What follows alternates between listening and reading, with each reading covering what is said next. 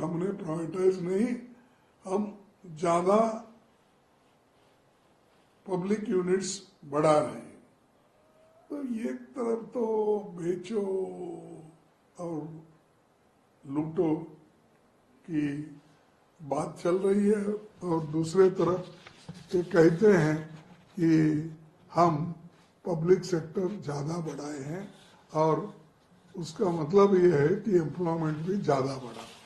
तो छोटे छोटे दुकान लगाकर एमएससी के कोई फैक्ट्रियाँ निकाल कर अगर आप कहेंगे कि पब्लिक सेक्टर बड़े हैं, तो इसमें कोई अर्थ नहीं। आप बताइए कौन सा ऐसा भिलाई के जैसे कारखाने हो गए, कौन से ऐसे HAL, HM, BEL, BHEL के जैसे कारखाने हो गए। अगर ऐसे कारखाने होते तो यहाँ हजारों लोग काम करते हैं। तो इसमें भी वो झूठ बोल रहे। और सरकार ने अब तक सब छानबीन के हमने निकाला 30 लाख पद खाली है, वो भरते नहीं। और अगर वो भर दिए तो SC, ST, OBC को 15 लाख नौकरियां उनको मिलते हैं, लेकिन उसको भी वो मानने को तैयार नहीं है। खास करके ये अपने रेलवे, स्टील और स्कूल, इसमें सभी में पेट्रोलियम खाली है। तो वो अपना उधर भी उधर ये विषय भी वो अपने ध्यान में नहीं ले रहे। एक स्कूल लेवल में, एकलव्य स्कूलों की बात करें, इसमें 70% शिक्षक खाली है। अगर 70% शिक्षक खाली है तो बच्चे क्या पढ़ेंगे? मैथमेटिक्स टीचर नहीं है, साइंस टीचर नहीं है, इंग्लिश टीचर नहीं है, वो कोई भी नहीं है, तो बच्चे कैसा उसमें पढ़ेंगे?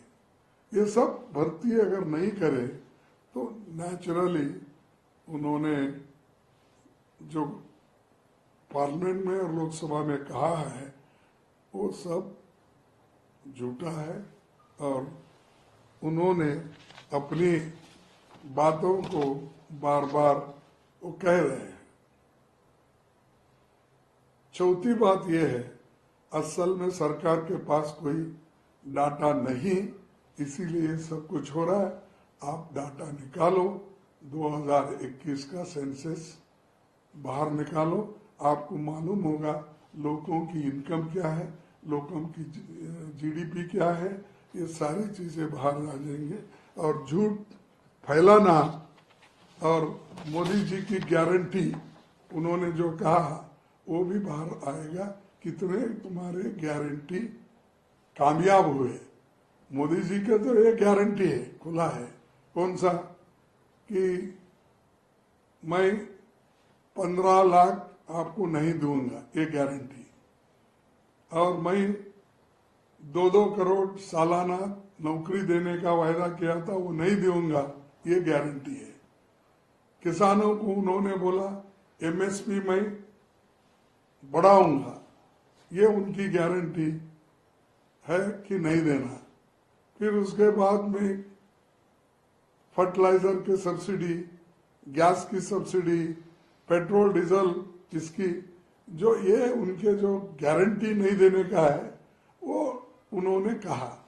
लेकिन मोदी की गारंटी, अरे मोदी की गारंटी कैसी होती है? सरकार गारंटी, मोदी चले गए तो भी नेक्स्ट कोई आएगा वो करेगा, अगर सरकार की गारंटी है। ये इसमें भी उन्होंने अपनापन, अहम, अहंकार, एरोगेंस की उन्होंने बात की है।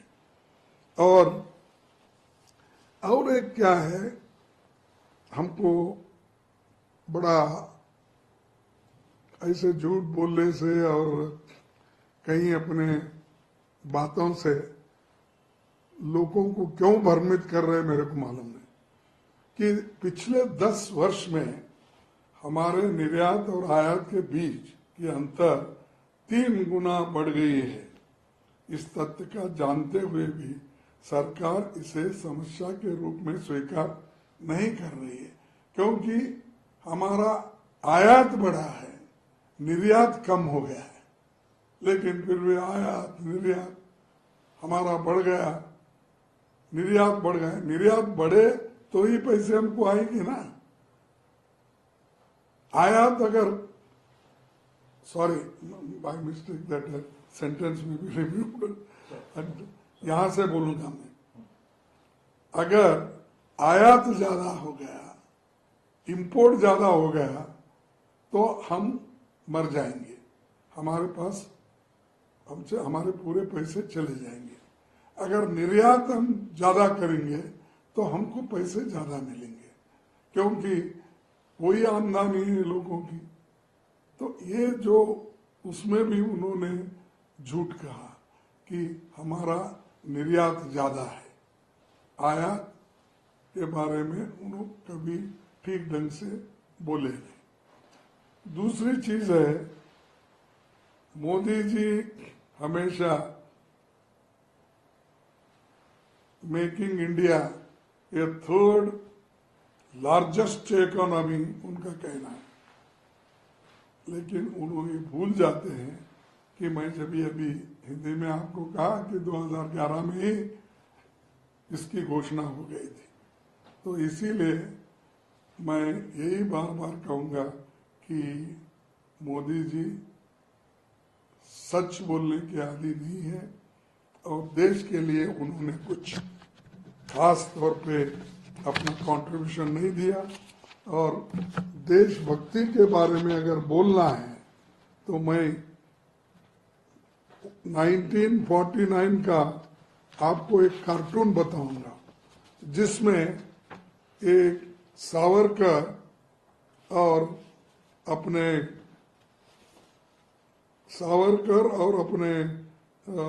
ये जो है उनका नाम श्यामा प्रसाद मुखर्जी, सॉरी, उन्होंने तीर किनके ऊपर चला रहे आप देख लीजिए।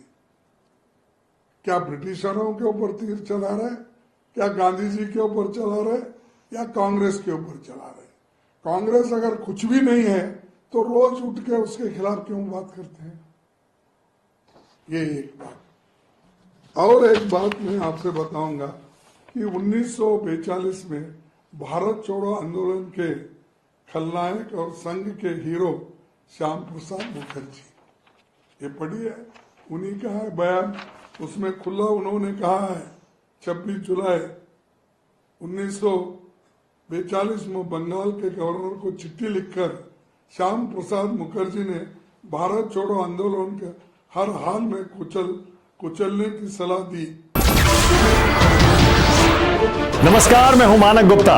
अगर आपको हमारा ये वीडियो पसंद आया हो तो इसे लाइक और शेयर जरूर करें, और हां, हमें सब्सक्राइब और फॉलो करना ना भूलें, ताकि आप देश और दुनिया की कोई खबर मिस ना करें। तो जुड़े रहिए हमारे साथ और देखते रहिए न्यूज़ 24।